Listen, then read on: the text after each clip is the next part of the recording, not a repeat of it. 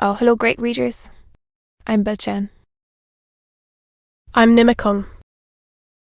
I'm Banchan. In this class, I'll read to all of you a part of the Iliad of Homer. Ass. Ah.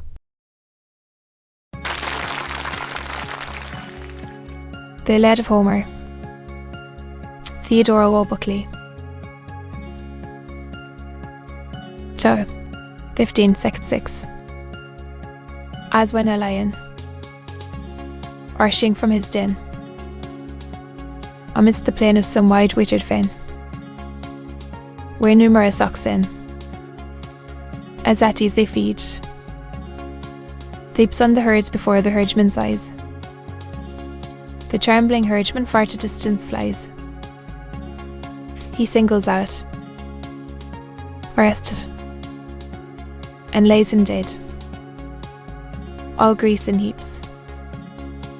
But one he seized and slew, Mycenaean Periphas, a mighty name, in wisdom great, in arms well known to fame. Against Alcides, Popres was his sire. The son redeemed the honours of the race, a son as generous as the sire was base, in every virtue, or of peace or war, but didn't to Hector's stronger force to yield. He struck his hasty foot, his heels upsprung, supine he fell, his brazen helmet rung, on the fallen chief the invading Trojan pressed, and plunged the pointed javelin in his breast. His circling friends, though unhappy hero, fled, or shared his fate, chased from the foremost line, Naaman the next, receding toward the main. Wedged in one body at the tents they stand, walled round with sterns, a gloomy, disparate band. Now many shame forbids the inglorious fight. Now fear itself confines them to the fight.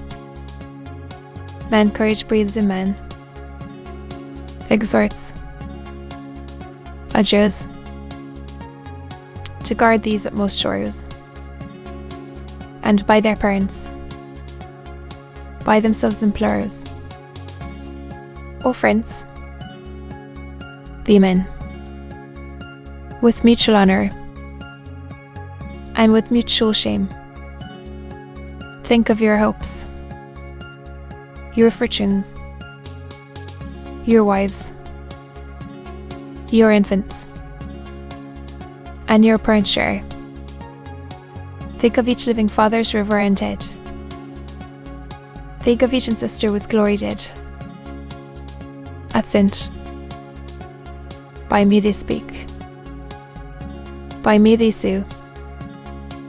They ask their safety and their fame from you. The gods their fates on this one action lay, and all are lost. He spoke, and round him breathed heroic fires. Minerva seconds what the sage inspires. She cleared, restoring all the war to view. A sudden ray shot beaming o'er the plain, and showed the shores, the navy, and the main. Hector they saw, and all who fly, or fight. The scene wide opening to the blaze of light. First of the field great Ajax strikes their eyes, his port majestic, and his impulse eyes, a ponderous mace with studs of iron crowned, full 20 cubits long.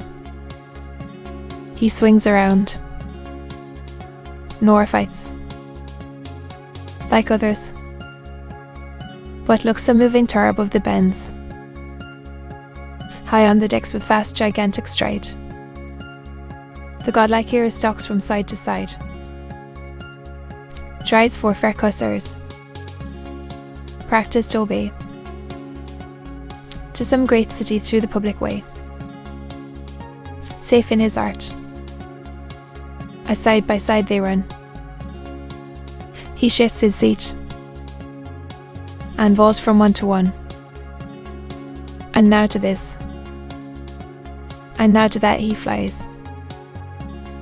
Admiring numbers follow with their eyes. From ship to ship thus Ajax swiftly flew, no less the wonder of the warring crew. As furious, Hector thundered threats aloud, and rushed in rage before the Trojan crowd. Then swift invades the ships. They rank contiguous on the bending shores, so the strong eagle from his eyrie height, who marks the swans or cranes in muddied flight, stoops down impetuous, while they light for freed, and stoopingly darkens with his wings the flood. Jove leads him on with his almighty hand, and breathes fierce spirits in his following band. The warring nations meet, the battle roars, thick beats the combat on the sounding prowers. Thou wouldst have thought, so furious was their fire, no force could tame them, and no toil could tire. As if new vigour from new fights they won, and the long battle was but then begun.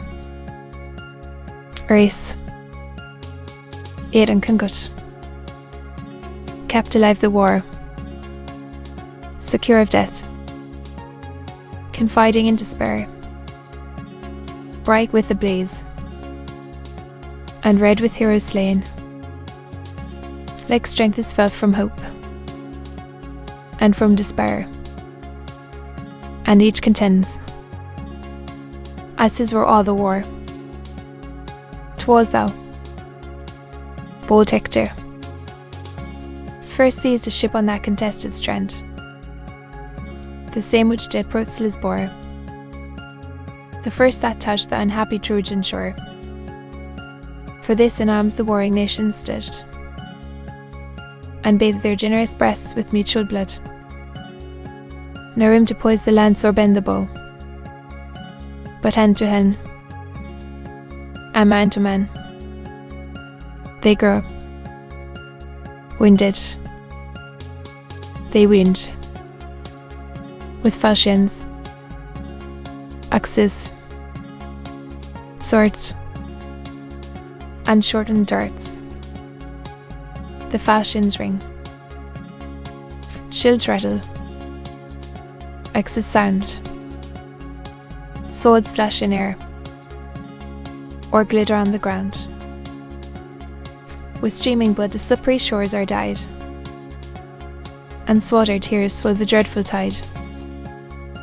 Still raging, grasps the high stern, and gives this loud command: Haste, bring the flames, is finished, and the day desired appears. This happy day with acclamations great, bright with destruction of yon hostile fleet, of river and dotteds checked our glory on, too unjuveled us with lethargic charms, but now in peals of thunder calls to arms. In this great day he crowns our full desires, wicks all our force, pour a new deluge on the Grecian band. Even Ajax paused, stepped back, and dared or to live or die. Yet, where the oars are placed, what chief approaching dares attempt his fate?